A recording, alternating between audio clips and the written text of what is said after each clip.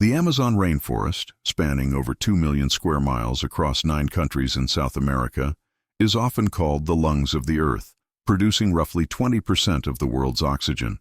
Its dense canopy shelters more species of plants and animals than any other terrestrial ecosystem on the planet. But for centuries, scientists believed this vast green wilderness was essentially untouched by human hands before European contact in the 1500s. The prevailing theory held that the Amazon was too harsh, too unforgiving for large human populations to thrive. Its poor soils, aggressive diseases, and impenetrable jungle were thought to have limited indigenous peoples to small, scattered bands of hunter-gatherers who left barely a trace on the landscape. This narrative fit comfortably into Western ideas about pristine wilderness, but it was completely wrong. Recent DNA evidence combined with archaeological discoveries and soil analysis has revealed a shocking truth. The Amazon wasn't an untouched wilderness. It was a carefully managed cultural landscape, home to sophisticated civilizations that shaped the forest itself for thousands of years. The first cracks in the pristine wilderness theory appeared in the 1980s and 1990s, when archaeologists began discovering massive earthworks hidden beneath the forest canopy. Using aerial photography and later satellite imagery, researchers identified hundreds of geometric structures, some covering areas larger than several football fields, including massive ditches, raised platforms, and complex road networks. These weren't natural formations. They were the remains of ancient cities and ceremonial centers, now reclaimed by jungle. Some sites showed evidence of supporting populations in the tens of thousands, rivaling the great cities of ancient Europe. But the most stunning revelations would come not from what was visible on the ground, but from DNA hidden in the soil itself. In 2018, a groundbreaking study published in Science analyzed sediment cores taken from dozens of locations across the Amazon basin. These cores, drilled deep into lake beds and river bottoms, contained layers of sediment deposited over thousands of years. Trapped within this sediment were microscopic traces of ancient DNA, genetic fragments from plants, animals, and humans that once lived in and around these sites. By extracting and sequencing this environmental DNA, or eDNA, scientists could reconstruct what the Amazon looked like centuries and millennia ago, revealing a landscape dramatically different from what we see today. The eDNA analysis showed something extraordinary.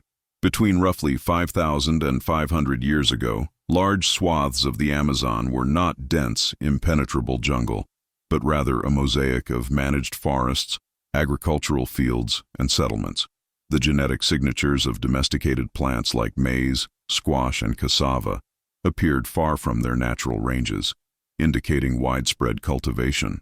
Tree species, valuable for food, medicine, and construction, including Brazil nut, cacao, and rubber trees, showed unusually high concentrations near ancient settlement sites, suggesting they were deliberately planted and tended by indigenous peoples. The forest we think of as wild and pristine is actually, in large part, a human-created garden. But the human DNA told an even more fascinating story. Genetic material from ancient inhabitants revealed that the Amazon was populated by diverse groups with complex migration histories.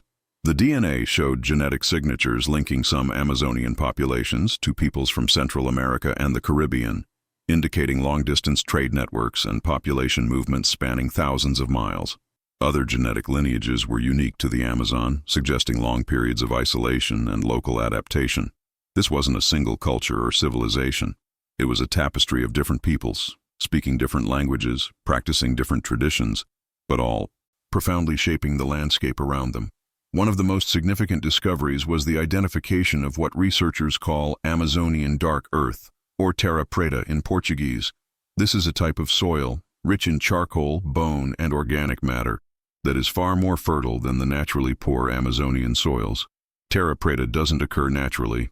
It's a human creation, the result of deliberate soil management practices, including controlled burning, composting, and the addition of organic waste. Patches of terra preta have been found across the Amazon, some covering hundreds of acres.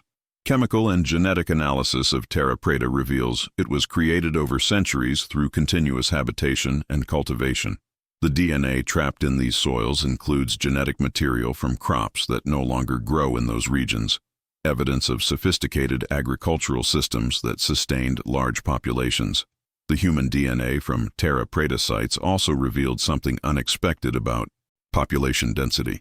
By quantifying the amount of human genetic material in different soil layers and dating those layers using radiocarbon techniques, researchers estimated that some regions of the Amazon supported population densities comparable to medieval Europe. Conservative estimates suggest that before European contact, the Amazon basin was home to between 8 and 10 million people, though some researchers believe the number could have been as high as 20 million.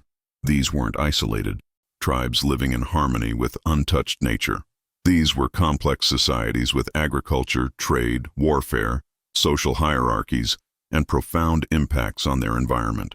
The genetic evidence also sheds light on the catastrophic demographic collapse that followed European contact.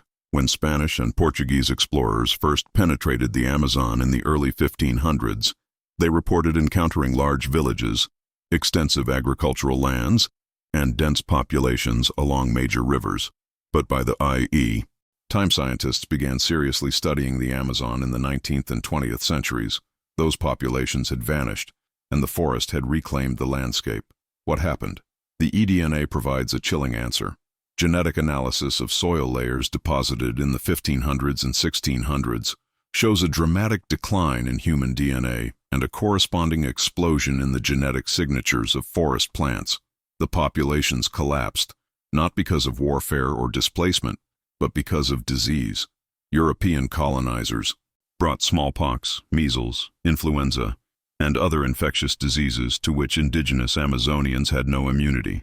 These diseases spread like wildfire, moving along trade routes faster than the Europeans themselves, devastating communities before colonizers even arrived. Genetic studies of modern indigenous Amazonian peoples show severe population bottlenecks, genetic signatures indicating that populations crashed to tiny fractions of their former size, losing as much as 90 to 95% of their people within a century of contact. Entire cultures, languages, and knowledge systems disappeared. The survivors, traumatized and decimated, retreated into the deep forest, abandoning the cities and agricultural lands their ancestors had built. As the human population collapsed, the forest reclaimed the landscape with remarkable speed. Within just a few generations, massive earthworks were swallowed by vegetation. Agricultural fields reverted to jungle. The carefully managed forest gardens became indistinguishable from wild forest. By the time European naturalists like Alexander von Humboldt explored the Amazon in the 1800s, almost all traces of the ancient civilizations had vanished, hidden beneath a green curtain of vegetation. These explorers saw what they believed was pristine wilderness, never realizing they were walking through the ruins of a lost world. The DNA evidence has profound implications for how we understand both the past and the future of the Amazon. It reveals that indigenous peoples weren't passive inhabitants of the forest. They were active managers, engineers, and gardeners who shaped the landscape over thousands of years. Many of the tree species we think of as naturally occurring in the Amazon are actually there because ancient peoples planted and cultivated them. The incredible biodiversity of the Amazon isn't just a product of evolution, it's also a product of human activity, of deliberate choices made by countless generations of indigenous farmers and foresters. This knowledge also changes how we approach conservation. For decades, conservation efforts in the Amazon have been based on the idea of protecting pristine wilderness from human interference. But if the Amazon we see today is actually a partially domesticated landscape, shaped by thousands of years of human management, then perhaps the best way to protect it isn't to exclude humans, but to support indigenous communities in continuing their traditional land management practices. Studies show that indigenous managed territories in the Amazon have lower deforestation rates and higher biodiversity than areas managed by governments or private interests. The people whose ancestors shaped this forest are still its best stewards.